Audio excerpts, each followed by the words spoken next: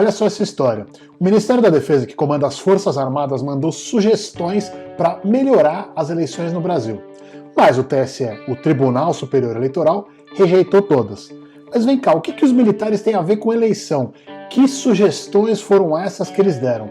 E o que o Bolsonaro tem a ver com isso? Porque, claro, falou em militar, o Bolsonaro está sempre no meio, né? Essa história do TSE e das Forças Armadas está em todos os sites e jornais, mas está um pouco difícil entender o que aconteceu de fato. Diogo, me explica. Bom, como eu disse, o Ministério da Defesa mandou em março um documento para o TSE com 7 sugestões para, teoricamente, melhorar as eleições no Brasil.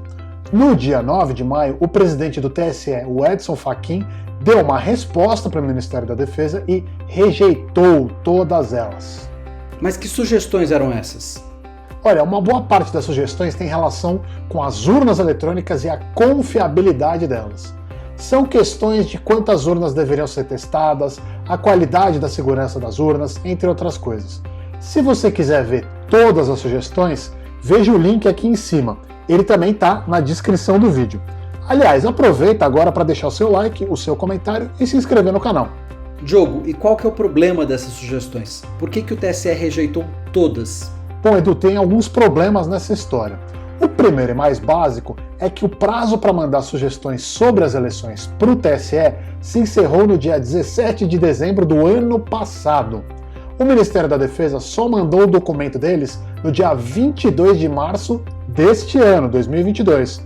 E o prazo para mudar as regras das eleições acabou no dia 5 de março passado. Ou seja, os militares, perderam o prazo.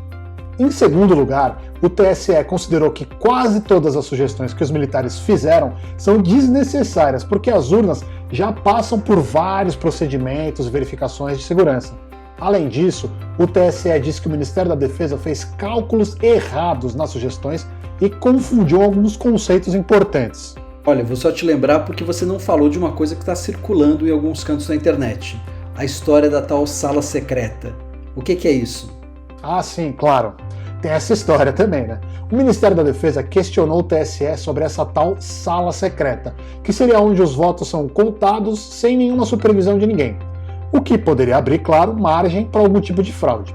O TSE negou que isso exista, disse que não tem sala secreta nenhuma e que as eleições brasileiras correm um risco muito baixo de fraude. E afinal, né? O que os militares tanto querem com as eleições? Bom, Edu, dizem eles que eles querem garantir que as eleições de 2022 sejam limpas.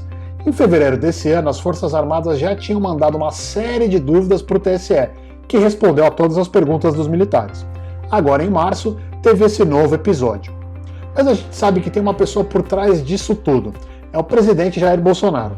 Não sei se todo mundo lembra, mas desde 2018 o Bolsonaro vem fazendo acusações falsas a respeito das eleições no Brasil. E por que eu digo falsas? Porque eu sou petista? Não. Porque o Bolsonaro nunca apresentou nenhuma prova do que ele disse. Ele só acusa, mas não mostra quando, quem, como e o que foi feito de errado. Vira e mexe, o Bolsonaro diz que as eleições foram fraudadas ou serão fraudadas. Mas ele nunca explica de onde vêm essas acusações. O processo eleitoral brasileiro, aliás, é considerado modelo por vários países e por várias entidades internacionais. Mas faz sentido ele falar mal das eleições, sendo que ele foi eleito por esse sistema? E mais do que isso, ele não é candidato à presidência de novo? Essa é uma ótima pergunta, Edu. O Bolsonaro nunca escondeu de ninguém que ele adoraria dar um golpe de Estado. Especialmente agora, porque o principal adversário dele, o Lula, está liderando todas as pesquisas. Então, para tentar, veja bem, tentar dar um golpe, ele está criando a história de que as eleições podem ser fraudadas facilmente. Porque aí, se ele perde as eleições no fim do ano, ele pode dizer que ele foi roubado. Isso lembra um pouco a tática de um ídolo do Bolsonaro, que é o ex-presidente dos Estados Unidos, o Donald Trump, que fez a mesma coisa quando ele perdeu a eleição para o Joe Biden. Tá, mas pensando aqui com meus botões metafóricos, né?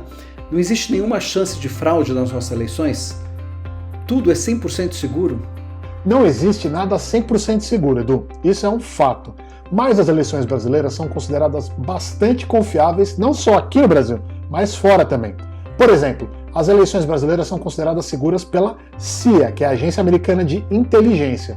Recentemente saiu até uma notícia contando que o diretor da CIA, William Burns, não tem nenhum parentesco com o Sr. Burns, disse para o Bolsonaro parar de questionar as eleições brasileiras, porque elas são seguras e confiáveis. Essa conversa do Burns com o Bolsonaro aconteceu em julho do ano passado. E o que vai acontecer agora, então? Bom, o jogo segue, né, Edu? Os militares fizeram as sugestões, o TSE não aceitou e a gente vai ter as nossas eleições em outubro. Provavelmente o Bolsonaro vai continuar a insinuar que as eleições vão ser fraudadas, especialmente, claro, se ele estiver atrás nas pesquisas.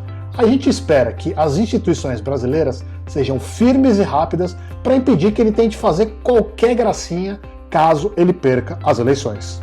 Gostou do vídeo? Se inscreve aí no canal. Deixa também o like para ajudar o nosso conteúdo a chegar em mais gente. A gente se vê em breve.